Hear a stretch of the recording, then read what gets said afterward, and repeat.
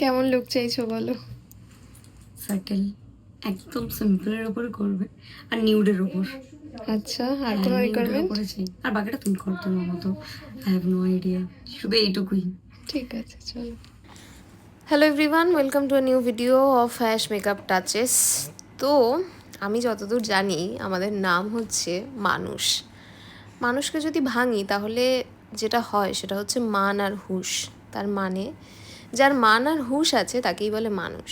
কিন্তু বিগত অনেকগুলো বছরেই অনেক সময় দেখেছি যে মানুষ তার নিজের হুঁশ হারিয়েছে।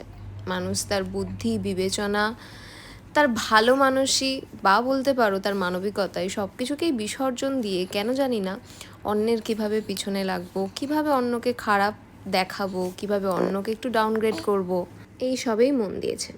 কেন আজ এত কথা বলছি? তার কারণ যে জিনিসগুলো বিগত 1 বছর আমার সাথে হয়েছে সেই জিনিসটা আমার সাথে ঠিক তার আগের বছরও হয়েছিল। কি হয়েছে আজকে তাহলে বলি।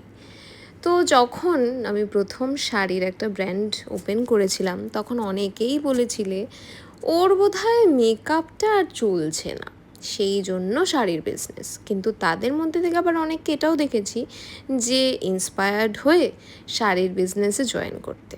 আমার মনে হয় কারোর থেকে যখন ইন্সপিরেশন আমরা নিই সেটা কিন্তু একটা ভালো জিনিস। তাহলে অন্যকে ছোট না করে আমাদের নিজেদেরকে বড় করায় মন দিলে বেশি ভালো হয় না? যাই হোক, তখনও একটা জিনিস বলেছি যে যখন একটা নতুন বাচ্চা আসে তখন কোথাও গিয়ে সেই বাচ্চাটার প্রতি আমাদের একটু বেশি যত্নশীল হতে হয়। তার কারণ হচ্ছে সেটা একেবারেই নতুন, সেটা একেবারেই সদ্যজাত।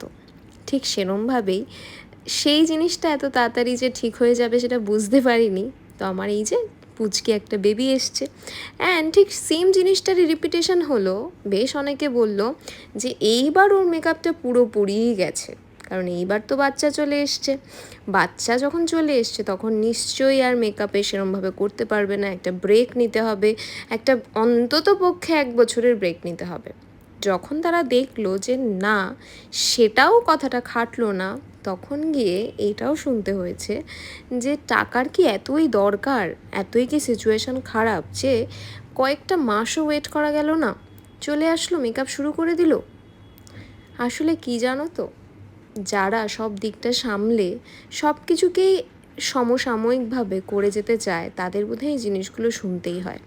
আমি কখনো বলছি না যারা নিজেদের ইচ্ছায়, নিজেদের স্ব ইচ্ছায় বাচ্চার জন্য 1 বছর, 1.5 বছর, 2 বছর বা সবসময়ের জন্য তাদের কেরিয়ারকে পুরোপুরি ত্যাগ করে তাদের বেবিকে টেক কেয়ার করে, সেটা তাদের পার্সোনাল চয়েস।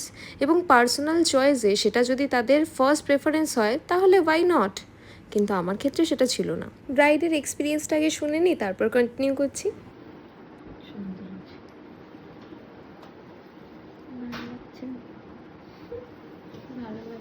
কিছু পাল্টাবে? হ্যাঁ, কিছু পাল্টাবে? কিছু পাল্টাতে হবে না, Eyes? একদম পারফেক্ট, একদম পারফেক্ট। ঠিক আছে, খুব সুন্দর, খুব ভালো লাগছে। তো শুধু এটুকুই বলবো, মেকআপ প্রফেশনের মধ্যে তোমরা থাকো বা অন্য কোনো প্রফেশনের থেকে হও বা অন্য কোনো কাজের থেকে হও, নিজের কাজে মন দাও। নিজেকে ওপরে তুলতে কোনো খাটনি হয় না, কিন্তু অন্যকে নিচে নামালে নিজেরাই কিন্তু কখন যে নিচে চলে আসবে সেটা বুঝতেও পারবে না। দেখো কেমন লাগলো? খুব ভালো, খুব ভালো লেগেছে, একদম মনের মতো। Thank you.